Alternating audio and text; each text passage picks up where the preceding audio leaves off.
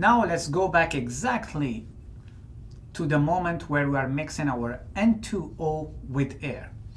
And what we are doing in this case, we are trying to compress, okay, this mixture between N2O and air, and assume that we would like to get the temperature T2, okay? So what do we know? From one side, imagine we were just using our air. What do we know about air? We know the properties, right? We know Cp equal 1.005 kilojoules per kilograms Kelvin. We know Cv is equal 0.718 kilojoules per kilograms Kelvin, okay? This is at room temperature. From here we can get K, which is equal 1.4, and if we assume the process to be isentropic, we can simply write T2 over T1 is equal to V1 over V2 exponent K minus 1. Done deal, we know how to do this, okay? Now assume in this case we are simply using N2O.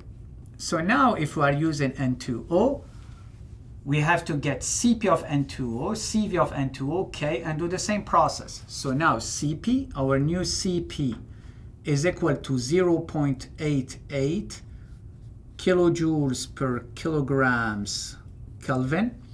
The Cv that you can get from a table is 0.69 kilojoules per kilograms Kelvin. The corresponding K, okay, is equal to 1.27, so your Cp over Cv. And we can do the same thing. T2 over T1 is equal to what? Is equal to V1 over V2 exponent K minus 1, okay? Now, when we are doing this, I guess we understood that this K is for air, and this one, K,